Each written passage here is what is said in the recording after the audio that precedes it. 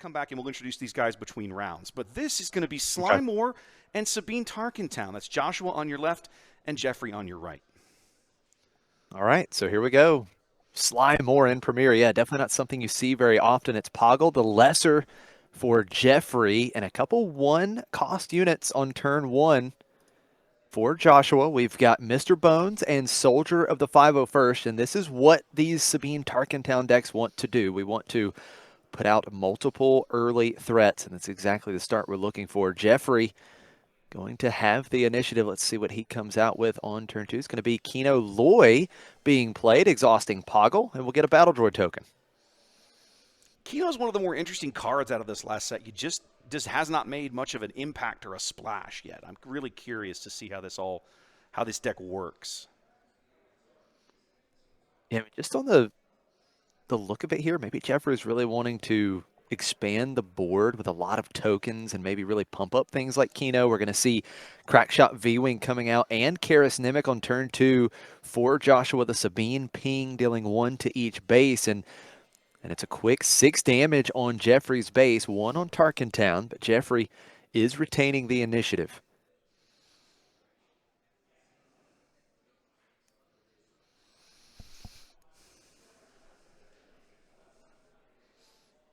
Look at that Sanctioner Shuttle. We've seen Sanctioner Shuttle be used quite effectively already today. We've talked a lot about that card.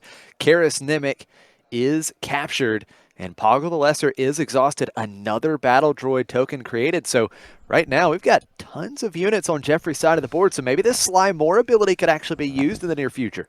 He could have used it last round, but I think he claimed. I think one of the quirks or the challenges of playing Sly, much like so many of these leader actions, is when do I want to stay ahead of my opponent in terms of action, and when am I willing to spend the action for my leader ability? There we go. More damage, a total of 5 coming through with Mr. Bones and Soldier of the 501st. We do see that Sly Moore action ability used. Spy token is created. Well, yeah, but look how big Kino Loy is right now. I mean, he's massive.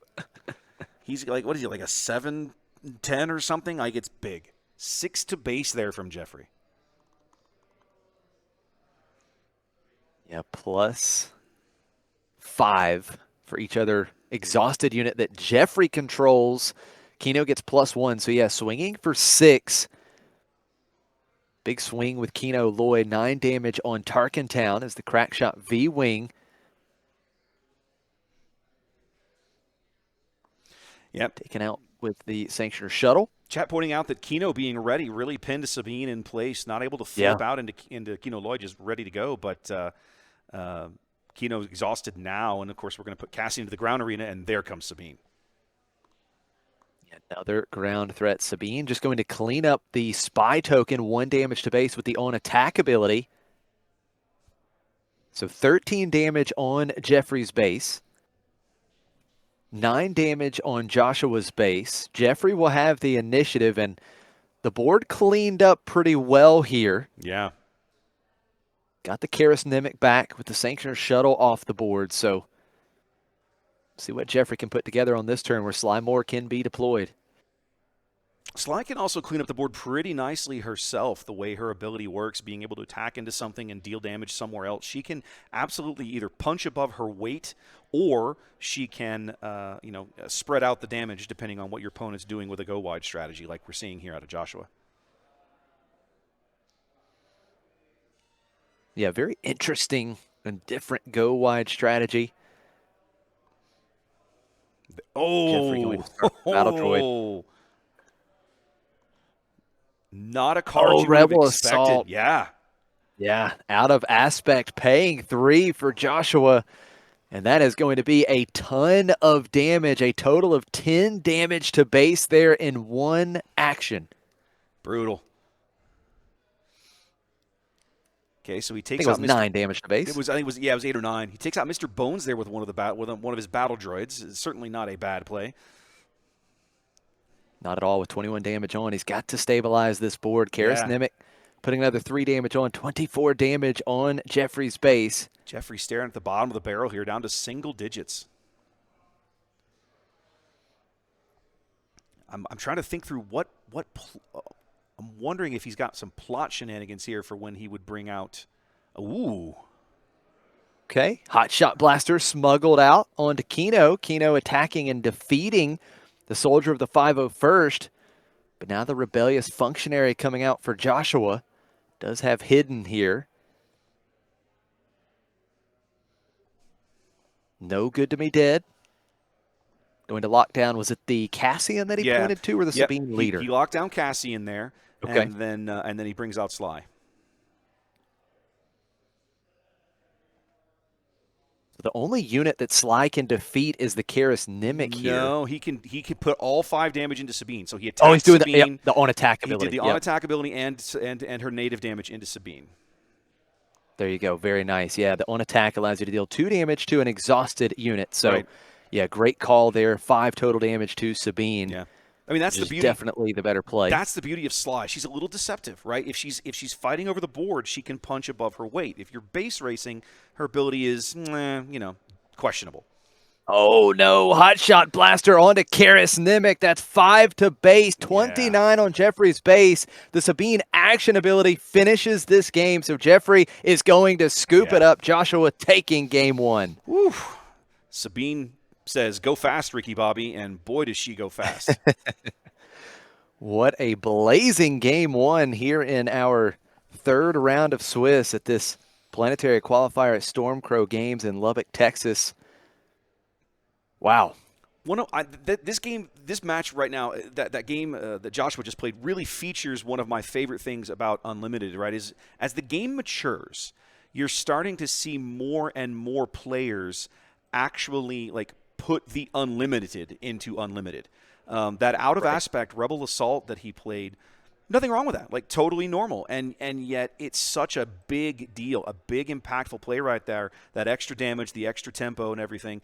And it's a card that if you sit down across from Double Red, you don't expect to see that. But I'll happily pay 3 for that card in Sabine Tarkentown.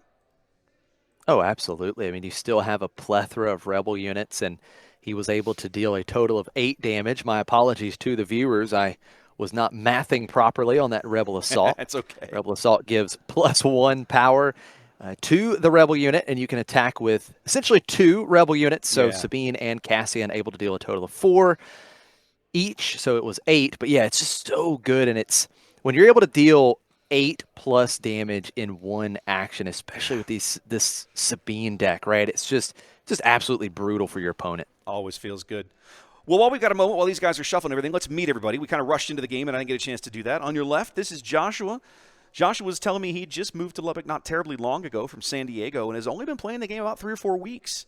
But he's been spending a lot of time here locally, investing the time and online, and has obviously come ready for battle with Sabine Tarkentown.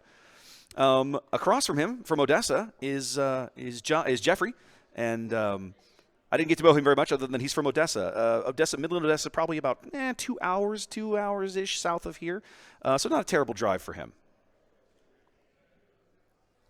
That's great stuff. And you can see Joshua repping that San Diego hat, showing that he's coming out from San Diego just recently. But the Sabine Tarkentown deck, of course, we haven't seen a lot of Sly in Premier, so I love Jeffrey bringing this Sly deck. But Sabine Tarkentown is also not a deck we've seen a lot in Premier recently. But just a couple weekends ago, this Sabine Tarkentown deck took down a Planetary Qualifier by Xavier in Wisconsin. And he actually won back-to-back Planetary Qualifiers with this Sabine Tarkentown deck at the same store. That makes me so happy. It was really incredible to see. I had the pleasure of casting that with some of the Colorado Cantina crew guys, and that was really neat to see. So I love seeing this Sabine Tarkentown deck once again on stream. Chat's asking about Joshua's Life Puck. That's a Life Puck that's sold by Metal Fab. If you do just a Google search for Metal Fab, kind of all run together, you should be able to find those guys. They make amazing tokens for the game. They make that Life Puck. They sponsor some of the folks who do content creation. I know the KTOD guys, and I think there's another group somewhere else that they do some sponsorship too. So definitely check them out if the digital puck is of interest. Yeah, absolutely. Here we go. Game 2 is underway. Jeffrey with the initiative. It's the seasoned Fleet Admiral for Jeffrey, and it's going to be a double crackshot V-Wing start for Joshua as he moves over to the space arena. You go low, I'll just go high. No problem. You want to come up Yeah, here and play? Then do your thing. absolutely.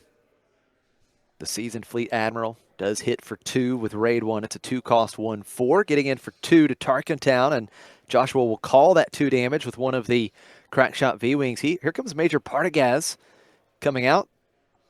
We're going to see Sly being taken advantage of here with that leader ability. A spy token is created. And a third Good Crackshot Lord. V-Wing along with Green Squadron A-Wing. My goodness. He's just drawn all of the cheap space right here early. Partagaz, for my money, Wow. has one of the best subtitles in all of SWU. I don't remember the subtitle. It's called You have to pull it Providing. up for His us subtitle is Providing Health Care. Oh, that's great. He's going to definitely need to provide something here if Jeffrey wants to come back in this game. Jeffrey's staring down quite the space arena here. We're going to trade some damage. Just using up our actions. We are drag racing our here. ready units. Everybody's Yeah, in their lane, and we are racing. Okay. That Partagaz, of course, getting bigger and bigger with each official unit attacking. The Sanctioner shuttle capturing one of the Crackshot V-Wings. They're moving so fast here, trying to keep up. Tarkentown taking care of the Sanctioner shuttle. For another rebellious functionary down for Joshua. Sabine is deployed. 3 more to base. So we're going to end the turn with 13 damage on Jeffrey's base, 9 on Tarkentown, but Jeffrey does have the initiative. Whew, I can't push buttons fast enough to keep up with that turn. No, they were in turbo mode. Yeah. Sly's going to be deployed instantly. Ooh, we're going to plot something out. For what Jeffrey. We got. Ooh. Oh, here we go. Chancellor Palpatine, I am the Senate. It's going to be played with plot. When played, Jeffrey controls a leader unit.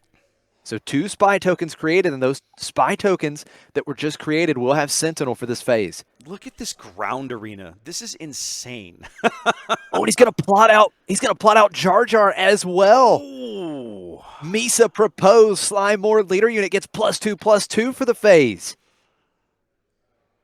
Ooh. Now, wow. Joshua Sabine can knock off a spy for free and still push base damage because of the way Sabine's game text is written. And most of his power is in the space arena. So he's still going to be pushing a lot of damage this turn.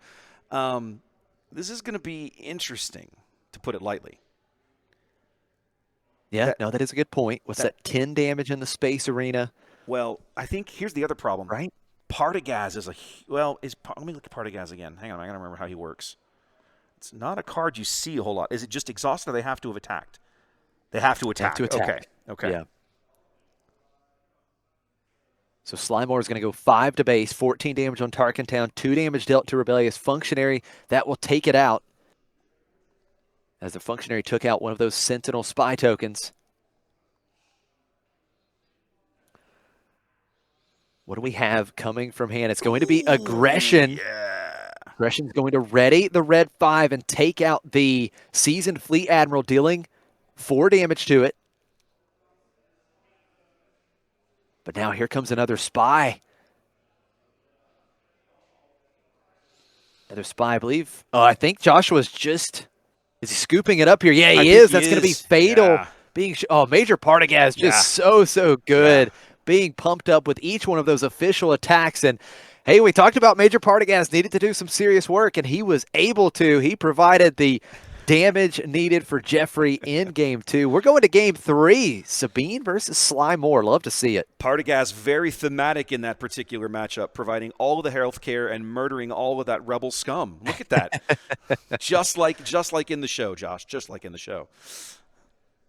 What a game. So we saw in that Game 2 what Jeffrey's deck wants to do, and we saw the effectiveness of Major Partagaz in this deck that can create spy tokens very efficiently, and those spies are then essentially turning into 4 damage, right? Because they're attacking for 2 and giving Major Partagaz +2 power as well. So the spy tokens generate major value when teamed up with the healthcare provider. It's interesting to me. We've had all of these different units and such along the way that have generated out of tokens, right? And this is not something new to Right. the game. We've had this going back for a while, and it's been really fun to me to see the way it feels like, as you look at Secrets of Power as a whole, that the spy tokens really synergize in more interesting ways than some of the tokens that preceded them.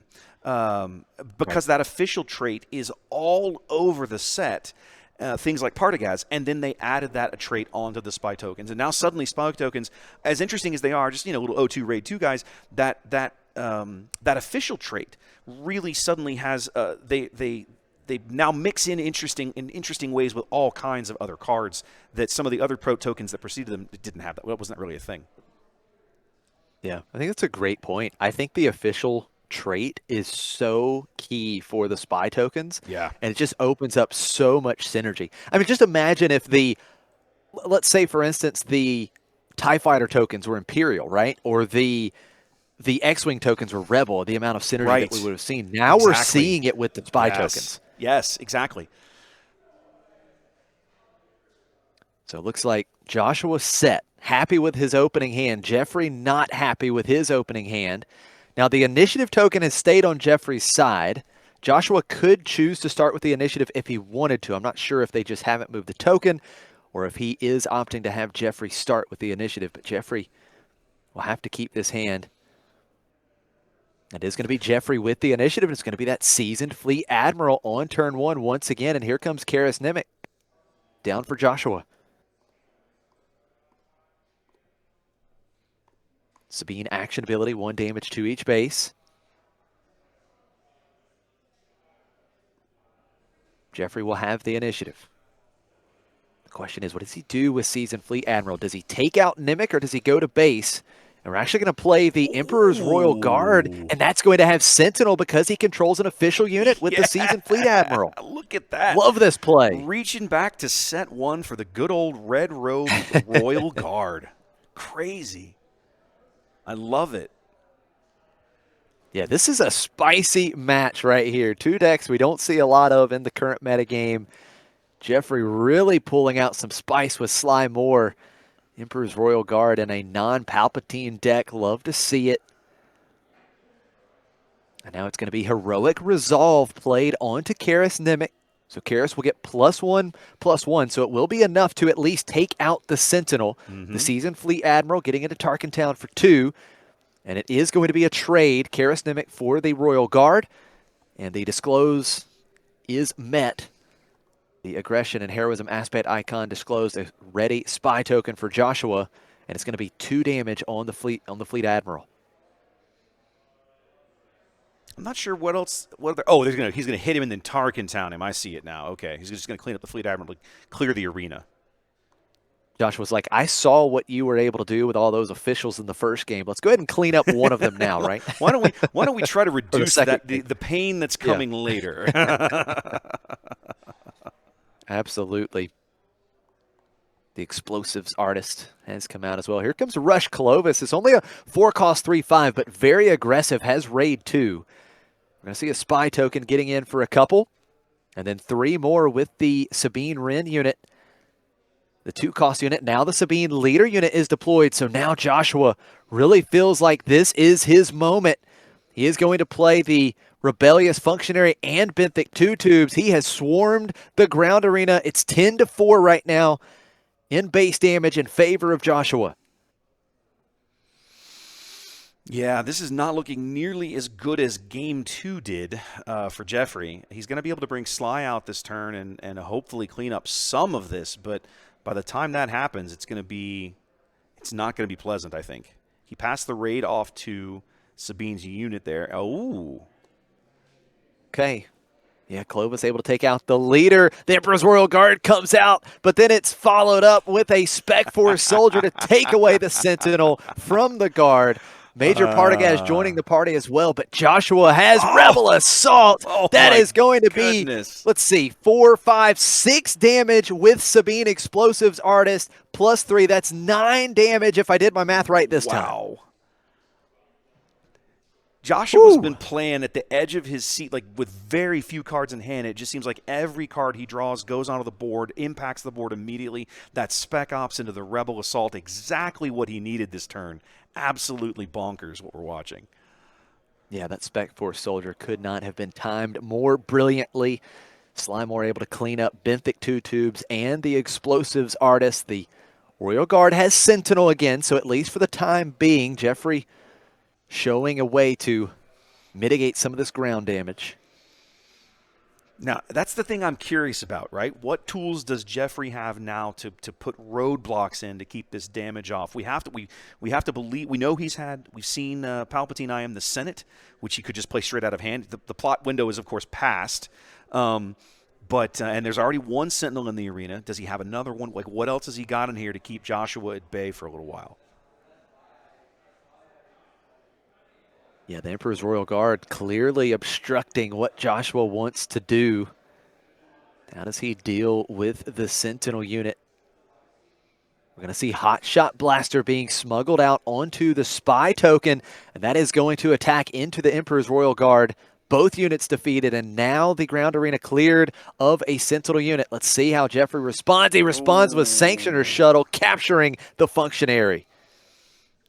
Very rarely do you see a 2/2 1-drop captured, but that's where we're at in this game, ladies and gentlemen. That is. Every little scrap of damage that Joshua can push through now is a huge deal. And so it's a question of, he's got to try. How are we going to pull this off? Who can stay ahead of things? It's going to be very tight. Jeffrey has to manage his remaining health very closely. And Sabine, as we just saw, that's going to be an issue for him. He's trying to hold off on the Sly attack until Joshua plays a unit. Yeah, that Rush Clovis able to clean up the last remaining ground unit, create a battle droid token in the process. Okay, so he puts 12 damage on Tarkin Town. There, yeah. 7 more to base. Yeah. This game is actually like closer than it looks. Oh, it's so close. I mean, Jeffrey has stabilized the board. Now Joshua, he's got to find a way to deal 5 more damage. Does he have something like a For a Cause I Believe in that could deal some damage without having to have a unit in play? The Sabine ping is just not going to get him there. Jeffrey's going to deal lethal before that would finish the game. So it's going to be Crackshot V-Wing coming back out into the space arena. Jeffrey just going to start chipping away here. Battle Droid and Aggression is going to be played. 4 damage to Slimore. The Slimore leader unit defeated, and Crackshot V-Wing is readied here. And another Sanctioner Shuttle capturing the V-Wing. My goodness. It's just the punch and counter punch is just crazy to watch. The Sabine ping, 26 damage on Jeffrey's base, but Rush hits for 5. Another 2 coming in with the shuttle. It's 22 damage on Tarkin Town. Jeffrey has this game in one action. Does Joshua find a way to deal the damage? He does not. Jeffrey comes from behind, takes games 2 and 3. What a performance with Sly Moore here at the Planetary Qualifier. Wow, that was fun to watch. Yes, it was. I did not expect this match to go as quickly as it did. I figured that I mean, double red games, you don't expect them to last very long, right? But I'm just looking at this going, surely Sly's going to have some interesting plays here and drag this out a little bit. But these guys just blazed through this, baby. And, man, what a match. What a great win for Sly, too. That's a deck that I've seen people experimenting with. I think you and I were kind of talking about this at the start of the round. Like, it's been out there, but it hasn't really made big inroads. And I'm really curious to see where it goes after rotation, because I think a lot of the cards it relies on aren't really going away. I mean, you saw Poggle in this match, but he's not an integral part of the deck. There's plenty of cards that he's got access to. They're going to keep him around. Yeah, that's a great point. I mean, this deck definitely has some legs. Love to see it. Now, Before I get to the next point, I wanted to talk a little bit about some of the different decks that we see in Planetary Qualifiers. But to be fair, Wes, I told you that was going to be a fast match. That's true. I think you probably did, and it just didn't register. I'm not used to sometimes it's also the play. It's